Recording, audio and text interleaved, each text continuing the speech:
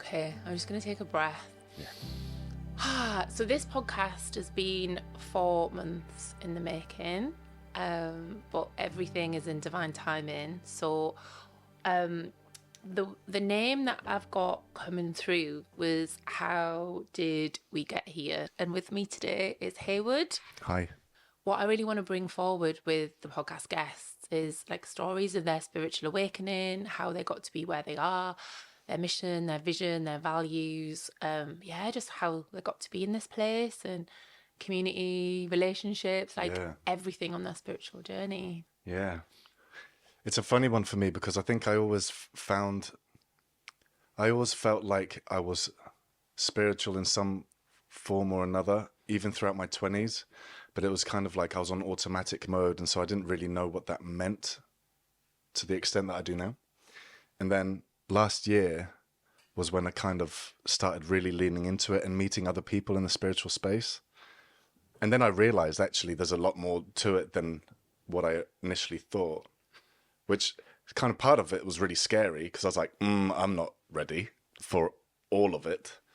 But at the same time felt really, I knew moving forward in 2024 and 2025, I wanted to work with people that were helping humanity.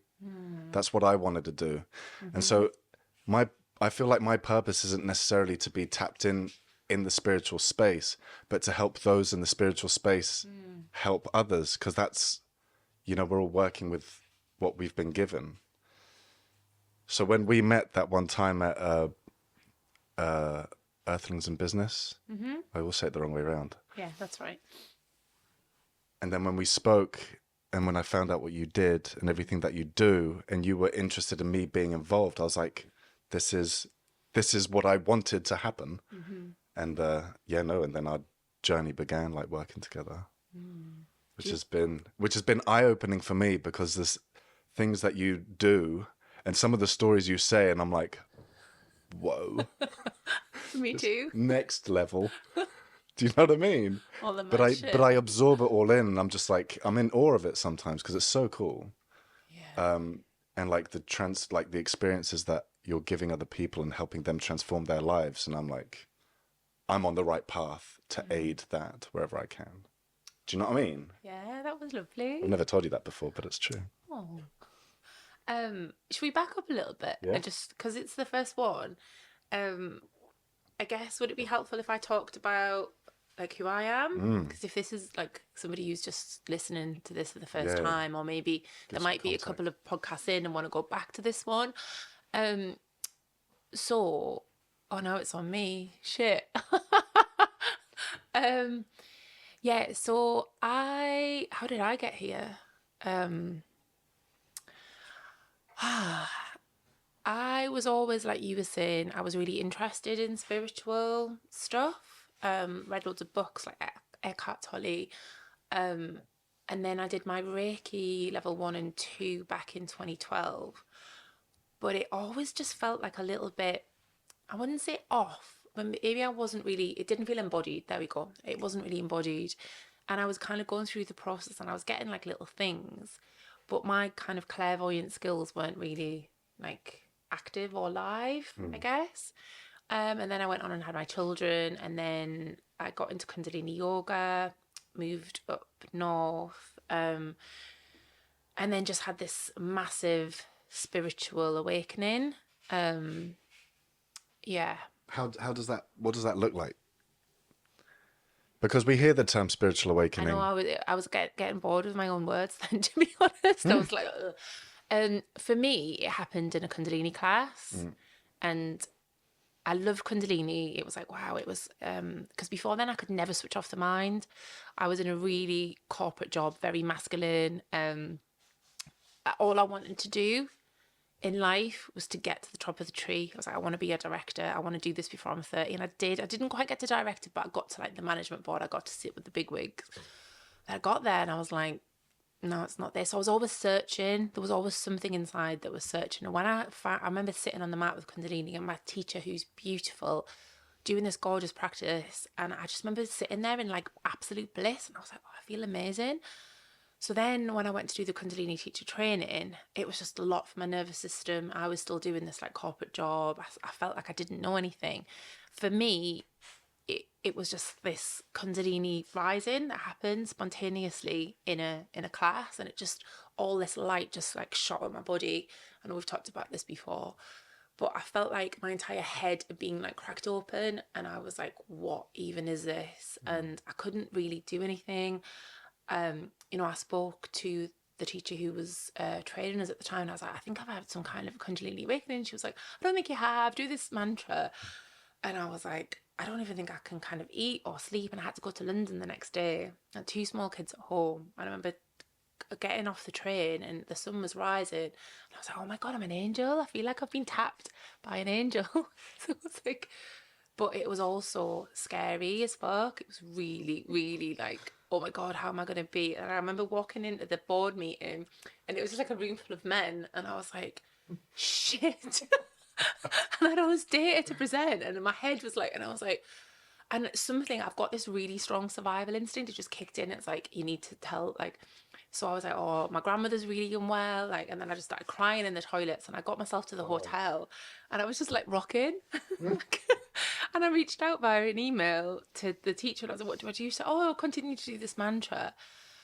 And I actually, I don't remember what happened from then on in. I don't remember coming home. I don't remember like how I suppressed it. I've got like a couple of days, like I'm not saying that I've lost memories, but I genuinely don't know how I picked myself back up again.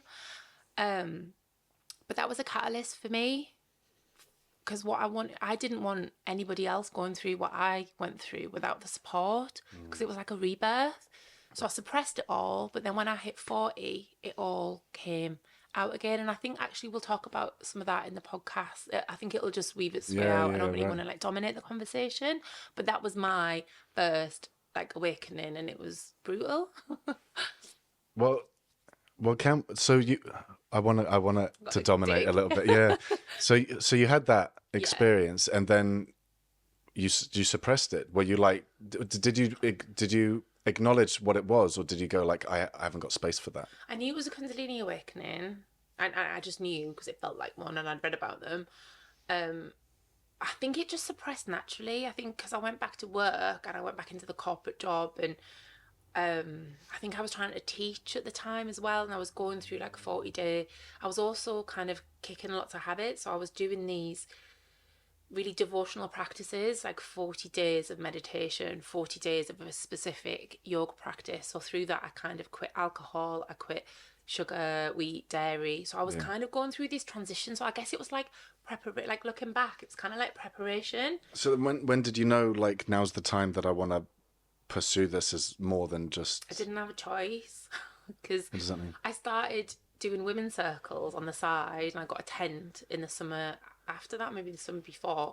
So I knew I wanted to go in a different direction. As my Kundalini training come to an end, I was like, I just had this drive that I wanted to hold women's circles and retreats and things like that. But I had the worst social anxiety that you've ever seen. I used to sweat and shake. So I would hold a Kundalini class, but I couldn't articulate my words, and I'd be like shaking.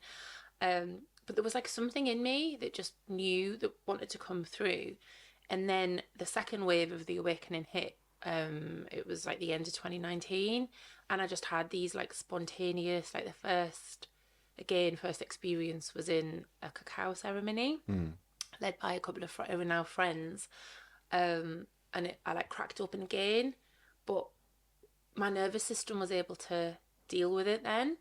And then through that, I then found out about breath work. I went to see a lady called Shakti Tracy, who's now a friend, and she did breath work with me, and then Shamanic journey, and there was this massive unicorn that I saw, and I was like, what the hell? And I was like purging and doing all these yoga moves. Yeah. And I was like, oh, is this what normally happens? She's like, not really. And I was like purging and all for. So then I didn't really have a choice for these experiences to happen. They just kind of kept happening to me. Yeah.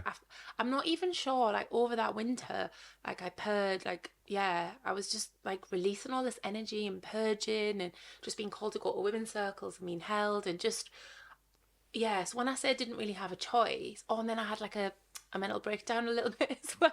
Nice. At work, where I tried to go to work, and my plan was to quit the summer after.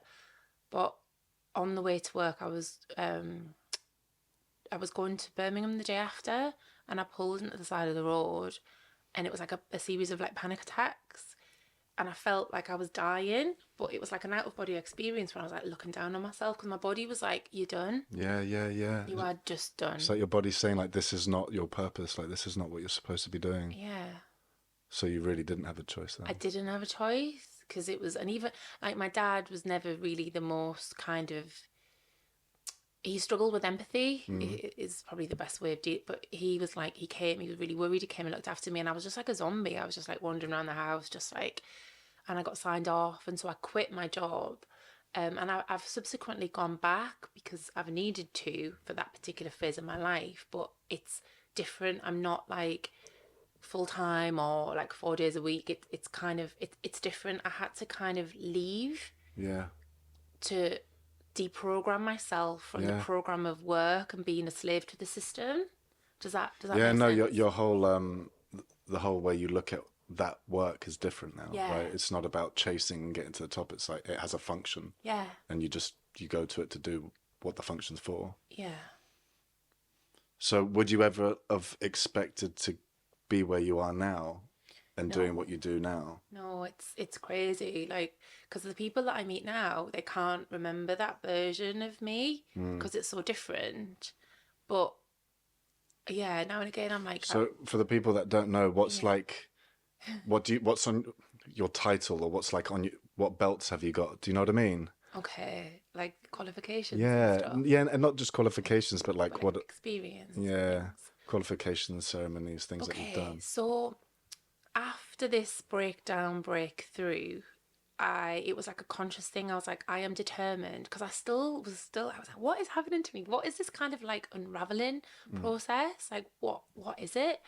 So that led me to do my initial shamanic training. So I did that up at Lendrick, and then I did a year's breathwork facilitator training. So I'd already done the kundalini yoga, and that was in lockdown, because I also had this like spontaneous in the lockdown, this like shamanic awakening that happened. I was kind of like lying in the garden with crystals all over me, like drumming. Nice. Like the name was like, oh my Nice. god, she's really cracked up. There's a reason why it gets nicknamed Woo Woo, right? Yeah. Goes from the. It's so really good. normal. It's and so like, good. yeah, like it sounds nuts, but I just had this massive strong connection to like planet Venus. And Venus, you know how they say that life begins at 40? Yeah. Well, Venus, the planet, she's a planet of divine feminine and relationships, and I think really she's the planet of who we're meant to be. I'm not sure if this came same for men, but it definitely is for women. And what happens is the day that you're born, Venus returns to the exact same space in the sky on your 40th birthday. Oh. And in that process, she makes a rose. So it's like, it really is like the path of the feminine rose, you know, the whole rose lineage, Mary Magdalene, things like that. So that was what was happening to me. It was like a coming home to self. And so I was just having all these experiences, and I was like, I feel like it's my mission to like understand like what is happening, because I know not everybody's spiritual awakening is like mine. It's not as rough or intense. You know, some people, you know, I know that have been on this path for like 20 odd years and they've been doing it forever. Whereas for me, I was like kind of normalish in a job, and then obviously interested in this, but then it was like bam. And I feel like everything came online really quickly, like so quickly. Yeah. That it was insane. Like, just, So what else? Have you... okay, yeah, breathwork, shamanic practitioner, and then I went and trained with different people for shamanism. I did a year's apprenticeship with somebody who was based in Austria, and then I've done like lots of inner child work, shadow work, ancestral work, and then I started to teach. And again, it wasn't something like, my husband at the time was a teacher, and we used to laugh because I had loads of geography qualifications and he ended up being a geography teacher, and I was like, oh my god, on paper like I'm so much more qualified, but I would hate to be a fucking teacher. It's like my worst nightmare because of, you know, the anxiety and things like that. Yeah. But then Spirit was like, this is what you're supposed to be doing. So I was like, shit. So I'm trying to think of anything else. But I've done like loads of retreats. I've been holding women's circles. So I bought this tent in 2019. Started doing these women's circles, and they were awful. They were just Why? because I was just really nervous, and I knew where I wanted to get to, but the version of me, I was just, yeah. I mean, I don't know. I'd be interested I to mean, the people that were but you there. did it, right? Like, I guess you have to do those first ones to learn from them. Have you got pictures of them? I've got pictures. Yeah. Do you know what? I might actually reach out to people and like, was it as bad as that? It's really Yeah, and see fucking where they are awful. now. And then something happened. So like, I think I just kept like reclaiming little pieces of my power and being like, and then I remember my nana died in January 2020, and I held a women's circle in the February just before the lockdown. And I don't know what it was. Like something had clicked in, and I held this women's circle, and it wasn't awful. It was actually quite good. Nice. And I was like, oh shit. And I spoke at my nana's funeral, and I'd always been so scared of public speaking, but I remember speaking from the heart. I remember standing there in front of this group of people, and like it, you know, when you speak and what you're trying to say comes out, and it has that effect, and it's just this like coming from a real heart-centered place. And I think it was the women, I think it was everything, but mainly the women's circles, because I kept going to these women's circles and just sharing my truth from the heart. Because it's really difficult at the beginning to actually, because we have all the shit going around in our head, don't we? But actually, that practice of like connecting with our heart and speaking, Yeah. dropping into the heart, it took me a few, but once I was there, and don't get me wrong, like every time I run an event now or anything in person, I'm a mess. I'm like, oh, it takes a good 10-15 minutes, but as soon as we get into it, I drop into myself, and then the Nice. channeling can happen. But I know for a lot of people it was the same for me. Just getting out of the head is the biggest barrier. Yeah, definitely. That's the story of my life, trying to get out of my head. Yeah. Because I feel like I'm quite sociable and good with people, but as soon as there's more than two people in the room, like I go dead quiet. I just can't deal with it. It's a lot, isn't And it? I'm aware of it as well, which like is maddening, because it's like I'm aware of it and I'm still doing it. So trying to navigate that. Yeah. But like public speaking, I can't imagine I'm ever gonna be the one to do public speaking. Might be your path. I don't know if I want it to be. But having said that, I mean, people say like lean into the uncomfortable, and I'm all for it. But it's like sometimes it's like I don't want to be that uncomfortable. But maybe I should try it. Maybe that's like, I remember when I was doing radio stuff, and the amount of times I'd be walking to go do this bloody radio show, and I was like, I'm quitting today. Like this is my nervous system is knackered here. so Can't. so you have the confidence to do radio, but speaking in front of like a massive Real group. people in front. I think it's there's too many brains in the same room. There's too much energy. On radio, it's easy. You're hiding behind a camera or behind a microphone. I'm fine. I feel comfortable there. But in front of real people, it's too real. No, I get you, and everyone's You know. and then you look all the micro things that All they're those doing. micro expressions. Oh, It's like, what did that mean? Like, I'm not even sure what that means, or you think you do, and you might be wrong. well, yeah, It's just so much. well, I did that for my nana's funeral, but then when I did my dad's, when he like passed last year, there was like 300 people, and I went to pop because I didn't expect it to be so big, and I was like, oh, and I hadn't really prepared. So I don't think the social anxiety ever goes away. I think it's present. It's just, I think it's just like a step up, and just continuing to like step up like a little bit, and then just getting more. Yeah, I think an element of it is trusting yourself more every time you do it. And I can imagine like if I ever did a public speaking thing, and then afterwards I'd be like, oh, that wasn't that bad. I'd trust myself more for the next one. But I am in no rush. I'm in no rush to do it. So tell me, Heywood, Yeah. how did you get here then? That was my potted history of How did I get here?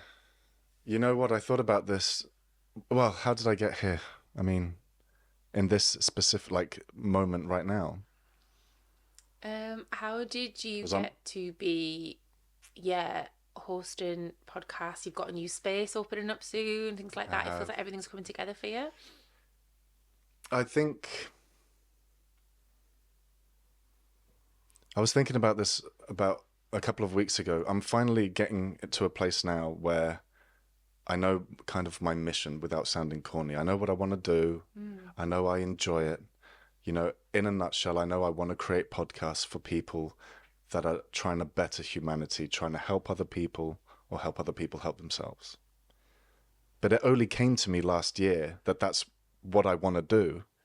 And it was when I started really believing that I should just do what I enjoy doing. And I think from just,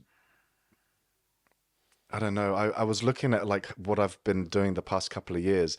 And you know how like one change in the road can, I don't know, my brain's like interrupting me. Like I met you because of Things with Business, because of people in that network. And I met people from that network because of doing a podcast with someone else. Right, okay. And I met that, you know, and all of it was like tiny little steps coming to where I am now. And if I hadn't of, I took it all the way back to when I was living on the Costa del Sol 6 years ago. If I hadn't have decided to move to Barcelona, I wouldn't be here now. And it's like... what with like Briggy as well? So everything at yeah, home, or just like everything? Everything came into place just in time. I left the Costa del Sol just in time. I quit drinking alcohol just in time. I met Briggy and we changed direction of our whole life just in time. Like I lost my job 2.5 years ago just in time. And like I'm at the point now where I'm like, I'm not even trying to manufacture what the future is. I completely surrender to the process. And all I'm doing is waiting for the opportunities and going, oh yeah, cool. And I'm not even like scared of it anymore. Before I had so much resistance to making changes or taking the next step. And now I'm like, oh no, that's the next organic step. So like this studio, you know, that's a risk on a financial level. It's scary because, you know, I'm investing all this. But at the same time, like I'm completely at peace with it because I know it's the next step. And I mean, so when it comes to spirituality and like the divine, that's the closest that I get to it. Trusting the process and believing that it's something much bigger than me. Because I don't actively do spiritual processes, right? Well, maybe I do. It sounds like you're living it. Yeah, I am. I'm living it. I'm living it. Yeah. You That's know? what I was hearing. It sounds like, because that is the biggest thing about, you know, the manifest. I was going to say bollocks that's out there because there is, but it's about like putting out your intentions and then surrendering. But it just sounds like you're just being guided to the next right step. So you're not even having to put intentions. Well, you must be in some way. Yeah, for sure. For sure. Yeah, and I think just trusting the process and then enjoying it at the same time. I think that's how I got here. Yeah, so just following the breadcrumbs, and it's very similar to my story. It's like something inside you is propelling you on, and you could resist, but it's just it's like the river. We were doing a shamanic visioning session on last Saturday, and we were going through the process of like shamanic visioning and kind of why it's important for tribes. This whole idea of like vision quest. It's part of like the rite of passage from childhood into adulthood. They would go out into nature for like 1 to 4 days, fasting, and they would get these signs from spirit, from nature. And we did like a very mini kind of westernized version of that. But one of the themes that came through was this river. So just kind of following the river. And I think that's it when you're in flow and you're following the signs. Because I think often, especially if you're in like a corporate job or something that's highly stressed, because our nervous system is in a different state, we're not actually able to see those signs. You don't see, you know, that whole smell the roses. You don't see the signs. You don't see the opportunities because you're so busy and you're in fear, and you are out of flow. So and I try and like remind myself to enjoy the process because I think it's true. Like the process is often that's the magical part, right? It's like it's nice to have goals and where we want to be because it's exciting to look forward. But it's now when this is like the fun part. This is this is the cool stuff. And then when we get there, it's like you better have another goal because you want the process to continue, right? Yeah. So that's the whole gratitude piece. Yeah.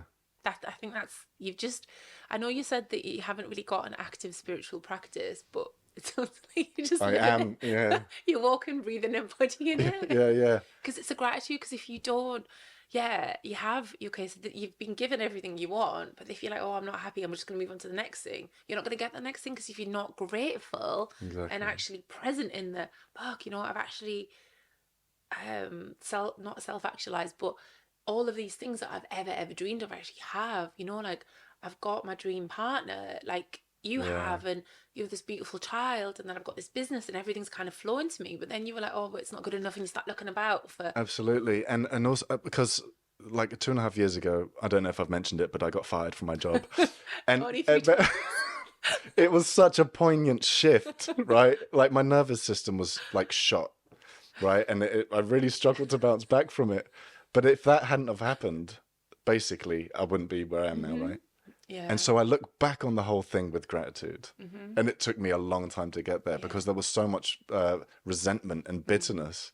But that resentment and bitterness, like, I think it's healthy to have that for a bit. Yeah. But if you're holding on to it, that sucks. Like, that just doesn't feel great. And the other side of the party that you're feeling bitter towards, they don't even know. They still got a hold on you, right? That's madness. Yeah, it is. That's why it's really important. So like, to be able to like be grateful for the shit as well as the good. Can we swear on this podcast? Pardon? Can we swear on this podcast? I already have several times. Cool. Yeah, it's good Will you have to edit it out or not? Nah. Okay. I'm not gonna. Shall I bleep them out? Nah. No. Fuck it. No. I think swearing's good. Swearing's ruined. My mum's called fucking Hillary. Fucking Hillary. Yeah, that's her nickname at work. So I got brought. So actually, I didn't ever swear as a child because you know you rebel against your parents. So I was like really, really good because my mum wasn't. Nice. So I was like really goody two shoes. Anyway, no, bringing it back to your journey, how you got here. So this is where you're at now, and you're open, surrendering. What is your vision for the future? I know you said you're not really looking for that, Nope. but like, do you have one? Yeah, I really do now. I envision that in the next couple of years, I will be producing podcasts for people that are, you know, trying to collectively help humanity in one way or another. Wow. So whether that's on like a small scale, like a personal trainer 1-to-1, or, you know, like a marriage counselor who's trying to help couples, or on a bigger scale, like charities, or, you know, in the spiritual holistic space. And just really focusing on that, you know, and try and make like really cool, valuable content that's going to help people. Amazing. That's what I envision. That's what I want to do. And what about your space? Do you want to tell the listeners anything more about that?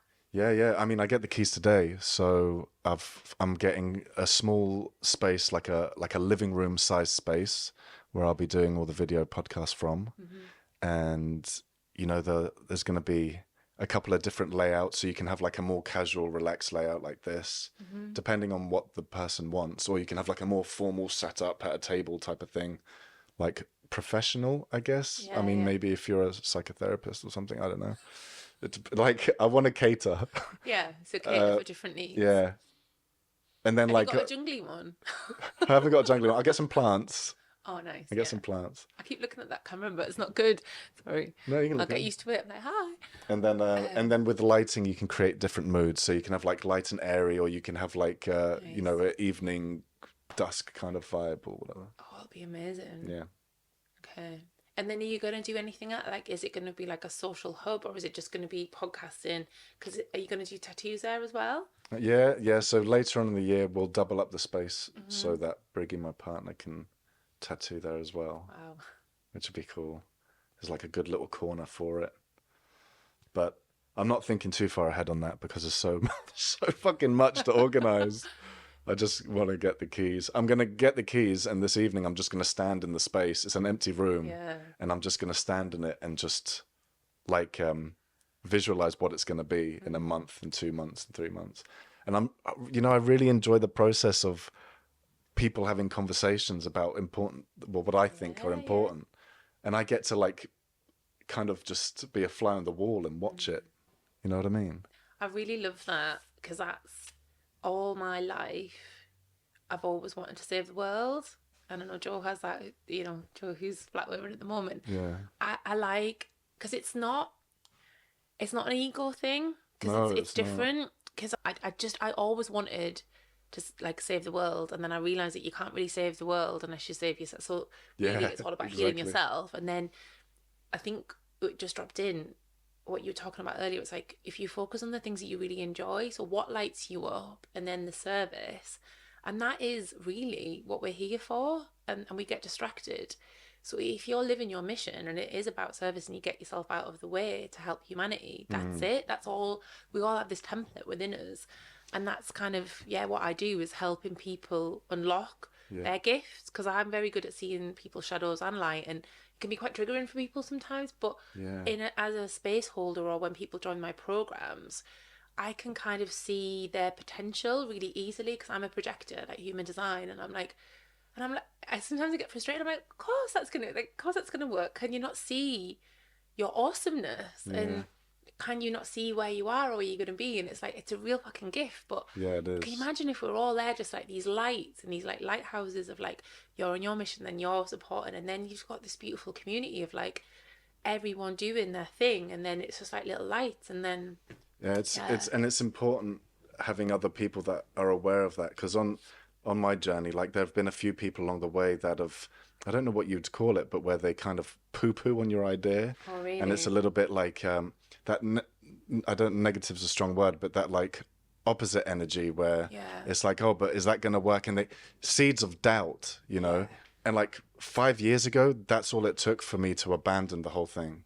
You know, it's like, because I struggled with, you know, the self-esteem stuff. But like, have you had it when, you know, when you're changing path and where you want to go, where people, because to a lot of outsiders, what you do is like far out and like really aside of the norm. So do you have some people that know you from like the past where they're like, what are you doing? That kind of stuff. And then how do you manage that? I just keep going. Thanks. No. But it does affect. Like it really, and I know sometimes I can, because I've got a Karen shadow. A Karen shadow? You know, what's you know that? the Karens. Yeah. You know, like the person who's like, oh, she's always complaining, like. Yeah. And it was pointed out to me by a friend at the end of last year. Because I've done loads of fucking shadow work, and then I was like, oh my god, I've actually got a Karen that's part of me. It's just pain in the arse. And so sometimes I can do it as well, like, you know, with friends or with like family and stuff, because when you're not being your higher self, every now and again, like the Karen part of me will seep out, and you can just see people's faces. Well, do you think that's a good idea? So I've had it happen to me, and also being the purpose. It's like, you've got to be really, really careful. Like words have power. Yeah, they absolutely do. But yeah, like with family, and I think maybe some of my friends from the past must just think, bloody hell. No, some people are really, like the majority of people are really, really supportive. And now I'm a few years in, and I think owning it as well, being like, I know there's this crazy shit. I think when you're kind of like trying to, like, when you're not standing in your own truth with it. I mean, at the beginning of my journey, I had to delete everybody off my social media, everybody who knew me, because I was scared about showing up and what they would think. I still don't have a lot of people on my Instagram. Sorry, just checking the cameras. Yeah, and the noise. That's good. I don't have like a lot of people on there, because if I'm like channeling light language and things like that, and for years I was so scared, like what are they gonna think, on people at school. And now I'm not quite, I don't really give a shit anymore, but I'm much better than I was of being like, yeah, I know this is a little bit out there, but this is who I am and what I do. Yeah. I've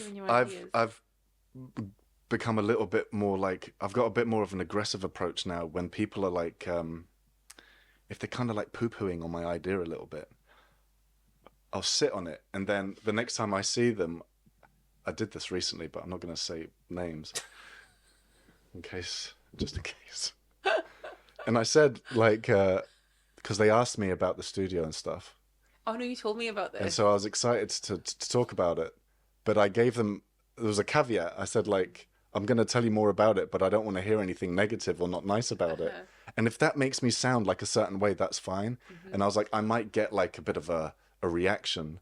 And the person was like really understanding, and I think it was like just a bit of a mirror to them. I was like, I don't want to share my experience if you're not gonna at least just give space for it. I don't expect everyone to be super positive about the things that I do, but like, keep it light at least. Don't shit on it. I think it's an important piece though about discernment, because I am a really open person and I share everything, kind of like, oh, look at this and this is happening. But actually, when you're cultivating dreams, it's one of the things I was talking about when I was sharing on my shamanic training about the whole process of visioning. Is that when you've got this like embryonic stage of something that you're creating and it actually the deal hasn't signed, you don't realize if people have negativity, they can actually influence that. And I know that sounds nuts, No, I believe but it. they can. I believe it, yeah. absolutely. So you've got to be really careful, like when you're birthing these new ideas, these dreams, these creations, even like a new relationship. Just be careful, like who you're sharing that with, because people can. I've had it happen to me. It's funny you say that because I've never intentionally was like aware of that, but I think I knew because with the whole studio thing, like I haven't really mentioned it on social media. A couple of years ago, I would have been talking about it every day because I would have been like trying to hype everyone, but that doesn't work. Like you can't always hype everybody because, you know, not everyone's going to be interested in the same thing. So I've kept it really like to my inner circle of people that I trust with the information, except the one poo-poo person. And then, you know, who I want to be in the inner circle. So I like help that person a little bit. But yeah. Sounded a bit like the Circle of Trust. What do you call that film? Meet the Focus. Have you ever seen it? Yeah, no. But ages, I've got no memory. It's like you can be in the Circle of Trust. Yeah. Oh, was I going to say then what you were talking about? But it is important what you share with people. Discernment. And one of the things, again, I think growing up, I was always really, really open. And then like looking back, it's like, like oversharing. I think it's actually a trauma response. Yeah, definitely. Because we recently did this authentic relationship thing, this module. I went back to Kundalini after a long time out because the guy who brought it over to the West turned out to be an abuser, and it was horrendous, some of the things that happened. So I kind of walked away from it for a couple of years. But what I've realised, I guess, with wisdom and getting a little bit older, is that how am I going to say this? It's important to honour what happened.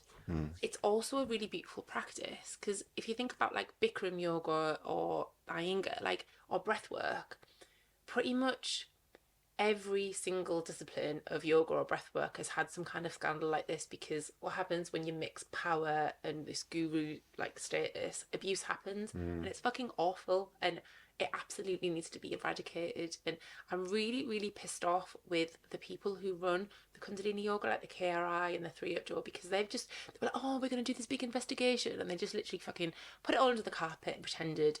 And it was really triggering for me, because when I went back and did the training in the book, it's like Yogi Bhajan, you know, authentic relationships, and he was a master at relationships. I was like, yeah, when he wasn't fucking raping his students, you know, it's not okay. And but luckily the beautiful women who were doing the training, they'd created their own version of it, so it was all about the archetypes. Nice. And it was honestly, it was one of the best weeks of my entire life. I learned so much. We'd learned about like the male journey, like their hero's journey, and then the female journey.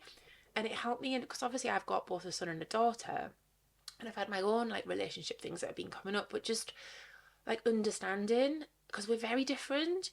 And one of the things that she was talking about is that a woman is a mystery to everybody, even unto herself. And it was such a powerful quote, because all my life up to recently I've shared everything with everybody. Yeah. But then actually not everybody has your best interests.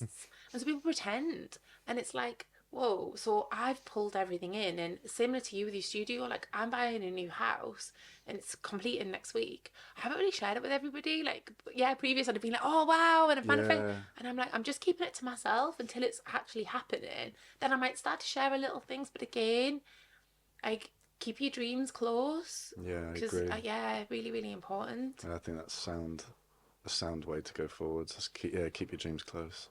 So we've talked a little bit about my vision and what I'm going to be doing. What about you, Dawn Love? Okay. It's a great name as well. I know, it's real. Dawn Love. Everyone's always like, oh, what's your real name? Send me like, and then I get my bank details. I was like, oh shit, you didn't make it. Yeah, I got married to Mr. Love. It was probably one of the greatest achievements of my life was my marriage, but I think that'll be for another podcast. We haven't got. So yeah, I'm keeping the name. So for me, at the moment, I am still working with the most magical group of humans. So they're halfway through embodied shamanism, which is my shamanic training course that I dreamed up and started to deliver in 2022. Again, loads of imposter syndrome. It was really, really beautiful on Saturday because I did this. I wanted to do like a vision quest, visioning session in person for my students, and not everybody could make it. So I opened it out and saw some kind of original students and mentors. So you kind of had like students and mentors from all the years from like 2022 up to the current students. And I don't know, I was like, my heart just felt really expanded, and it just felt really real. Because I think even when you're first starting out, and even though like my course is certified and I still think I have imposter syndrome, it's like, but it just felt really real.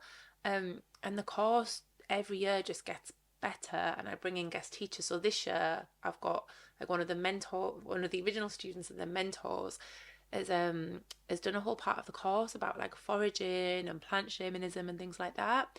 So that finishes with a graduation, fingers crossed, in my new house. That finishes in June. What's the name of the course again? Embodied shamanism. So it follows a very similar structure from the very beginning, but this time it's got more like somatics in it and embodiment practices and things like that. Because with shamanism, you can read a book about it, you could just go off and read books, but it's really about the practice. It's really about being in the body. So what we've been doing, actually, this is what I wanted to bring in before. When you were talking about when you need advice and things like that, one of the things we've been learning over the last few weeks is this process of spirit council, where you get to connect to spirit guides. And we've been working, it's worked really well on Zoom. Like I only ever done it in person, but it's honestly some of the people's journeys that they've had, because it's coming direct from source.